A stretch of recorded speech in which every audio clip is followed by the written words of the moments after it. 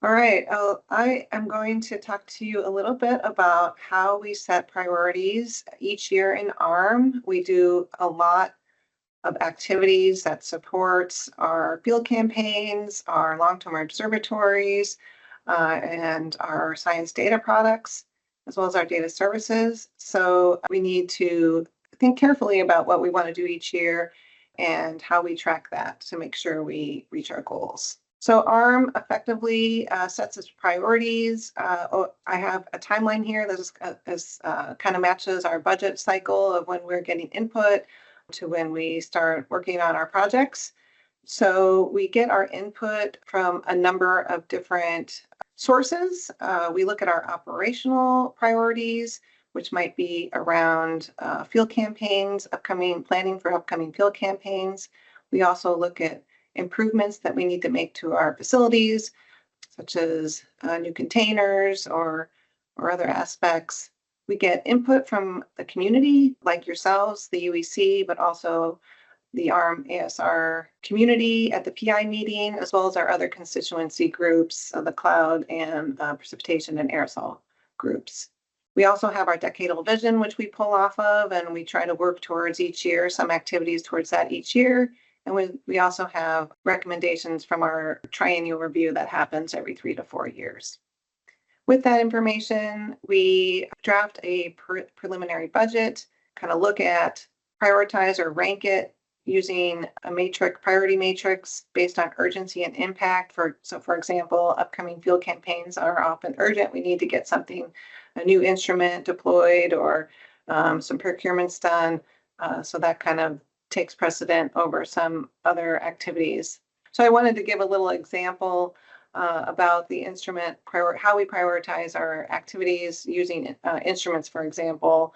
So our needs are compiled at each budget planning process. We keep track of information from our users as well as compile information from our instrument mentors on needs.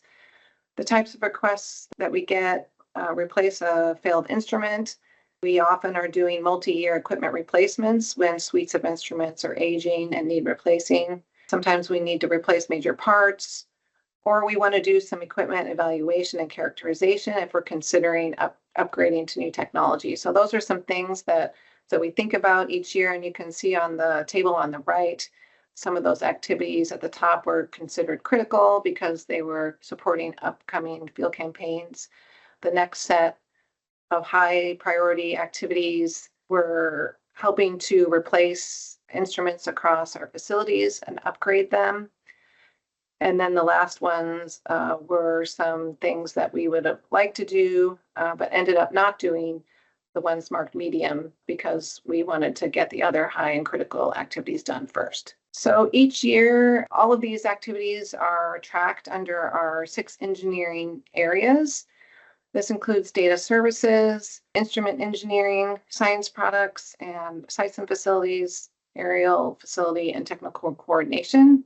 And of course, everyone in the facility contributes to the engineering development team across all of the different areas to get these activities done, because they are often need to work across the different functional areas, including our software developers, our instrument mentors, and data systems engineers, facility operations, translators, and comms teams, so that we all work together to get these activities done and get the information out to our users. All right, so each year we track, we continue, some things are long-term and some things are short-term. There's always about 200 engineering activities going on across facility each year.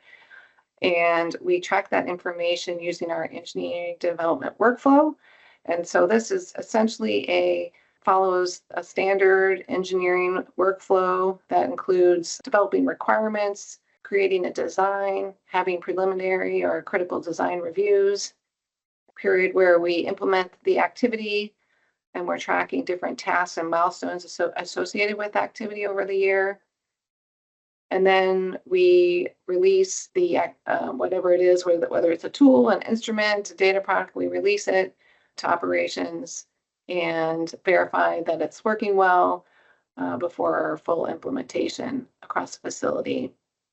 We track all of this, and we have some customized software application called ServiceNow that we've been able to customize for our own workflows.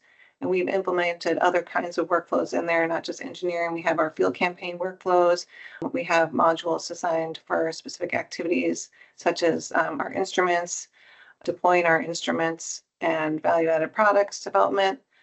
And so this is all tracked on a yearly basis, and we report progress to our program manager, as Jim mentioned, through our milestone tracking. So since ARM does have very large suite of instruments and activities and capabilities going on, we do have a process for reviewing those capabilities so that we can retire capabilities when they are no longer providing benefit to the users or to the facility.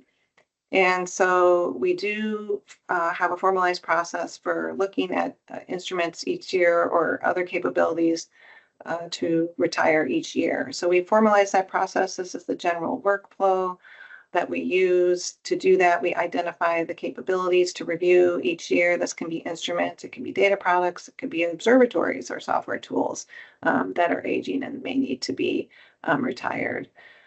We get together a few team members to develop evaluation criteria, which varies depending on what we're looking at.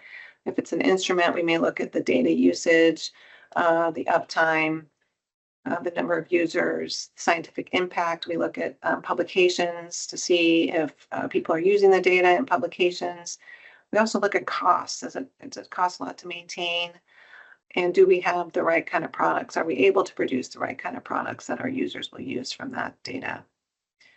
We then evaluate it as a team, look at the weighted score, and then we review and recommend whether to retire something or to maybe replace it with newer technology, for example. And this is just an example of some of the different capabilities we have retired. We retired one of our SACR instruments at the Southern Great Plains site. This was one of the original SACR instrument that we deployed. It didn't really meet the expectations that we wanted at that site for the target cloud regime, which was Shell Cumulus. So that has now been retired. We've also looked at our hyperspectral shortwave radiometer measurements, and we've retired several of those, and we're in the process of reviewing new technology to replace those instruments. And that's ongoing. We use this process to evaluate our extended facilities at the SGP and did retire a number of those extended facilities where the data was not being used anymore, but we still have several that are still operating. And we're currently looking at our value-added products, an ongoing evaluation of usage of those and seeing if we need to improve them or retire them because they do require some maintenance.